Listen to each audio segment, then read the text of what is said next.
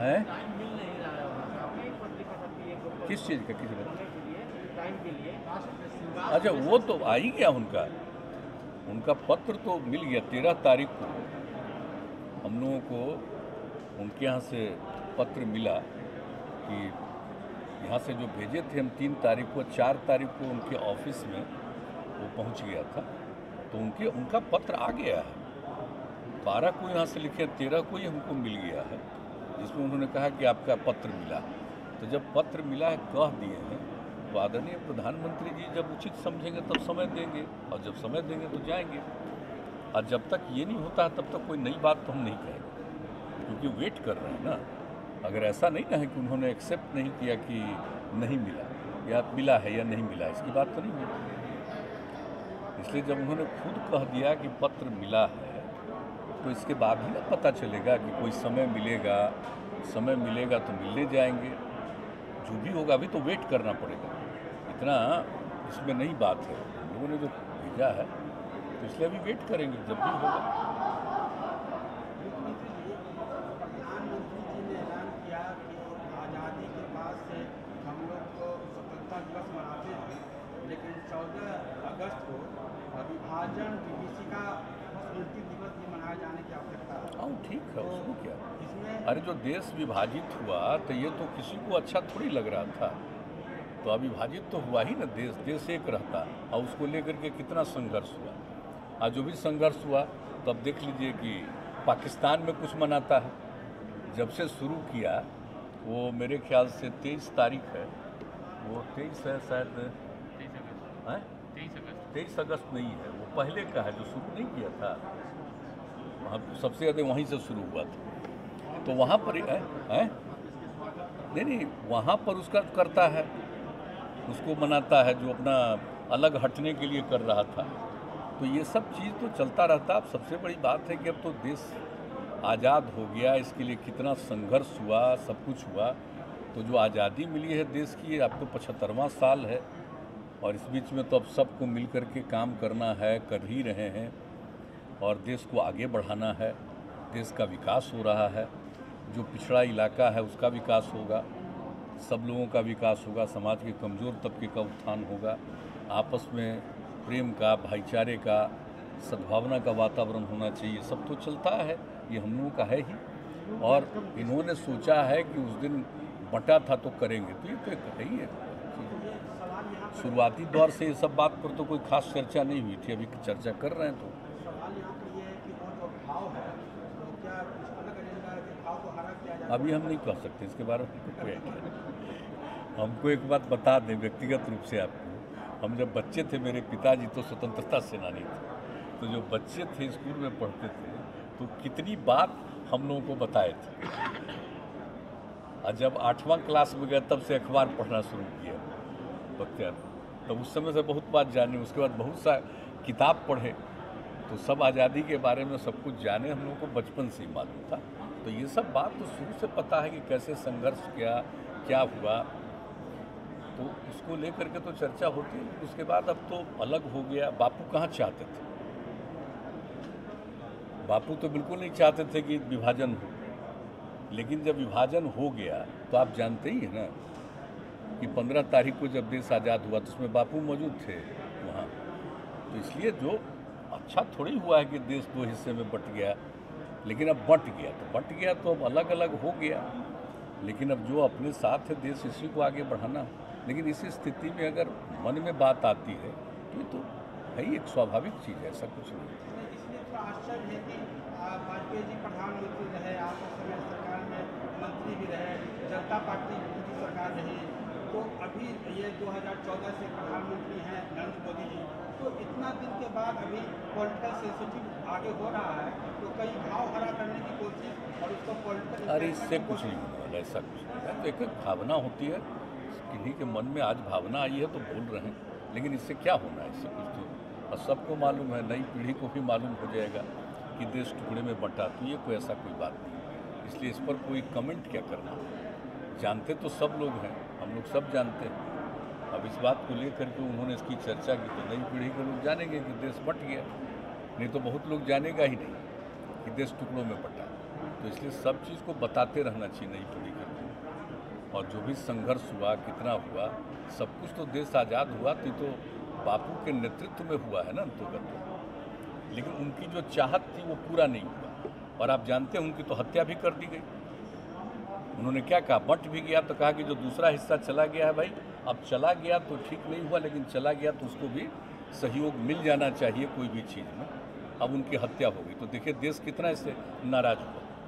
तो ये कई तरह की चीज़ों की चर्चा होती रहती है और होनी चाहिए, नई पीढ़ी को मालूम होना चाहिए। इसलिए इनसे कोई ऐसी कोई खास बात नहीं। और अब जब पत्र आ ही गया है कि पत्र को रिसीव करते हुए कि मिला है, तब उम्मीद है कि समय मिलेगा तो जाकर के बात करेंगे। और फिर निर्णय तो सरकार को, केंद्र सरकार को, उसका क्या होगा हम लोग बातचीत करेंगे। अभी कहते हैं हम लोगों को खुद ही करना चाहिए। अरे भाई, तो जब तक प्रधानमंत्री जी से बात हो जाएगी और कोई चीज़ सामने आएगा तब ना आपस में बैठ करके हम लोग बातचीत करेंगे कि एक ही दिन में हम लोग कह देंगे कि राज्य में अपने कर। पहले तो हम कह चुके हैं, कई राज्यों ने पहले भी किया। तो अगर करना होगा तो आपस में बातचीत करेंगे ना, और जब निर्णय लेंगे तो सर्वसम्मति से निर्णय लेकर के काम होगा। वो तो आगे की बात है, वो तो दूसरी बात है। लेकिन अभी तो हम लोग चाहते हैं कि पूरा हो ही जाए जातिगत आधारित जनगणना, तो इसके लिए बात करेंगे। अब जो भी होता है तो फैसला तो केंद्र सरकार को लेना है ना। तो एक बार कराया जा चुका है 2011 में, तो कराने की नहीं, कोई दिक्कत 2011 में अलग से कराया था, अलग से वो किया था, तो वो तो अलग से किया, लेकिन उसका रिपोर्ट ठीक नहीं आया, वो प्रकाशित ही नहीं, प्रसारित ही नहीं।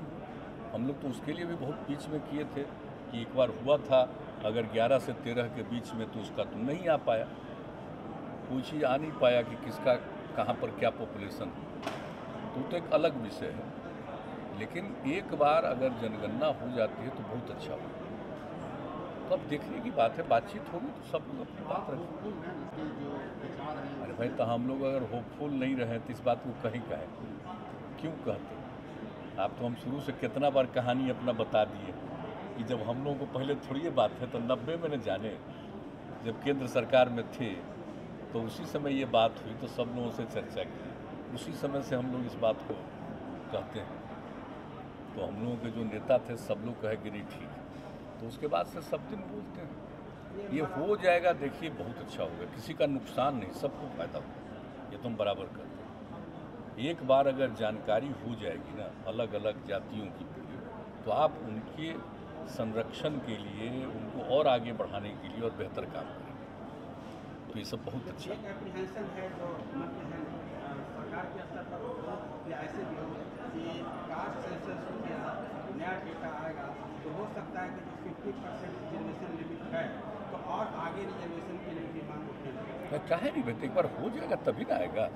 देखिए, सबके विकास के लिए जो जरूरी चीज़ होगी, एक बार आंकड़ा आ जाएगा तभी न बात होगी, तब तो और बहुत अच्छे ढंग से न बात होगी, एक एक चीज़ मालूम हो जाएगा।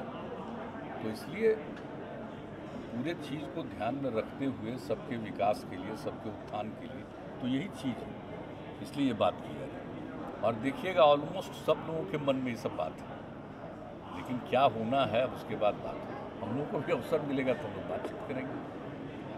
ठीक, जेडीयू पार्टी की बात अगर किया जाए तो अभी देखा जा रहा है कि सब जगह जो नेता लोग हैं शक्ति परीक्षण में लगे हुए हैं। नहीं, सब फालतू बातें कुछ नहीं, बेकार बात।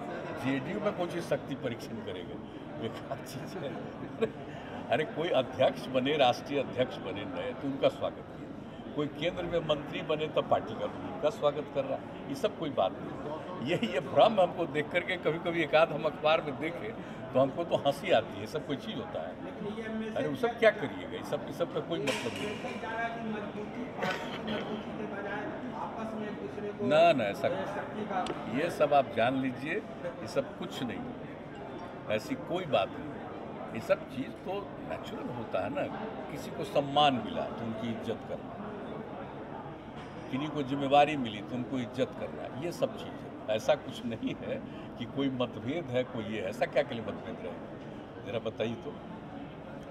हम ही न थे जी प्रेसिडेंट, हम ही आरसीपी सिंह को बना दिए। आरसीपी सिंह जब अध्यक्ष बन गए तो वही कहे कि नहीं ललन जी अब अध्यक्ष का पद देखें, तो ऐसा कुछ नहीं है, लोग ठीक से जानता नहीं, यहाँ ये सब कुछ नहीं। ये सब भ्रम में मत रहिए। लेकिन आज जो बात होता है इसको काहे के लिए पार्टी का बात करते हैं। मुख्यमंत्री जी, एक अंतिम सवाल। ओबीसी अमेंडमेंट हिस्टोरिक ये रहा, ओबीसी अमेंडमेंट जो पास हुआ दोनों पार्लियामेंट के दोनों चैम्बर में, तो आपको क्या लगता कि मराठा इसी को लेकर ये विवाद हुआ, सुप्रीम कोर्ट का जजमेंट आया, फिर ये जरूरत पड़ी, तो बिहार के संदर्भ में और ओवरऑल संदर्भ में इसको आप किस रूप में देखते हैं? देखिए, पहले से ही राज्यों को अधिकार था कि वो तय करेगा ओबीसी का, और कई राज्यों में और हम लोगों के राज्य में आप जानते हैं जननायक कर्पूरी ठाकुर जी के समय में ईबीसी बना, अति पिछड़ा वर्ग बना। अलग अलग राज्यों की अलग अलग स्थिति, कहीं और भी ज़्यादा संख्या, तो ये राज्यों को ही अधिकार था पहले से। लेकिन इस बीच में अगर कोई निर्णय ऐसा हो गया तो केंद्र सरकार ने कर दिया कि नहीं, राज्यों को अधिकार है, पहले से ही अधिकार है, तो फिर राज्य को अधिकार रहेगा, वो करेंगे कि कौन बैकवर्ड क्लास में है। बैकवर्ड क्लास का भी कई हिस्सों में बांटते हैं कई राज्यों में लोग, तो उनको अधिकार है, करेंगे, जैसे बिहार में है। तो है ही नहीं, यहाँ तो पहले ही से है ना। और इसमें भी आप देखते हैं ना कि कितनी बार ऐसा हुआ है कि कोई पिछड़े वर्ग में थे, उनको अति पिछड़ा का हम लोगों ने दिया। जब से हम लोगों को 2005 से मौका मिला तो कई जातियों को अति पिछड़ा के रूप में भी हम लोगों ने शामिल किया। तो आप तो जानते, तो राज्य का ही अधिकार था। लेकिन अब कोई कोर्ट का आदेश आ गया तो उसके लिए केंद्र सरकार ने उचित समझा कि भाई इसको कर देना चाहिए। तो ये बात तो पहले से ही है ना लागू, तो उसको फिर से कॉन्स्टिट्यूशन में इस बात को ला करके, ताकि राज्यों को अधिकार है रहेगा, पहले से ही अधिकार था, बीच में थोड़ा भंग हो गया तो फिर से, तो इसके लिए केंद्र सरकार को तो बधाई देंगे ना कि उन्होंने ये कर दिया। आदरणीय प्रधानमंत्री जी ने सोच लिया और ये फिर से अधिकार दे दिया राज्यों को, ये अच्छी बात है और राज्य तो करेगा ही। और उसके बाद आगे बातचीत होगी तो होगी ही। अगर एक बार हो जाता है ना जातिगत जनगणना, तो सब चीज़ सामने आ जाएगा, तो और अच्छे ढंग से सब कुछ हो जाएगा।